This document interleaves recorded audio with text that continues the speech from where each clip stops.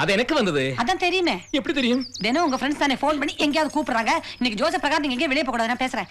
Hello hello, சீ வெயிடி போன கீழ. எவடியவா மரியாதை இல்லாம பேசுறவா? ஏன் போன எப்ப வேணாலும் வெப்படி. யாரு வெயிடி? என்னங்க பாத்திரத்தை கீழ வெயிடி பாத்து நிக்காம இங்க சொன்னேம்மா. நான் போன்ல நினைச்சு உங்களை திட்டிட்டேன். சும்மா இருங்க. ஐ அம் சாரிங்க, நான் இங்க வேற பிரச்சனை. சொல்லுங்க. உங்க பையன் குருவாயூரப்போட ஹார்ட்ல ஹோல் இருக்கு இல்லையா, அந்த ட்ரீட்மெண்ட் விஷயமா மிஸ்டர் ஐயப்பட்ட நான் பேசணும். ஓ அப்படியே டாக்டர், ஒரு நிமிஷம் இருங்க. டாக்டர் உங்ககிட்ட பேசணுமா? எதுக்கு மீதி நீயே பேச. நம்ம அப்புக்கு ஹார்ட்ல ஹாட் ஆயி உடனே பெங்களூர் கிளம்பி வர சொல்லிருப்பாரு. அவ்வளவுதானே? அது எப்படி உங்களுக்கு தெரியும்? ஏற்கனவே பேசி வச்சுதானே. பேசி வச்சீங்களா? சீஃப் டாக்டர் கூட ஏற்கனவே கன்சல்ட் பண்ணியாச்சு. அவர் கிளம்பி வர சொல்லிருப்பாரு. நான் போறேன். நாளைக்கு நான் அமெரிக்கா போறேனா, அதனால மிஸ்டர் ஐயப்பனை உங்க பையனோட மெடிக்கல் ரெக்கார்ட்ஸ் எல்லாத்தையும் எடுத்துட்டு உடனே பெங்களூர் வர சொல்லுங்க. ஒரு நிமிஷம் இருங்க டாக்டர். அச்சா, அப்போ ட்ரீட்மென்ட்க்கு இன்னைக்கு பெங்களூர் போலாமா? சுபயோக சுபதினம் தாராளமா போலாம்.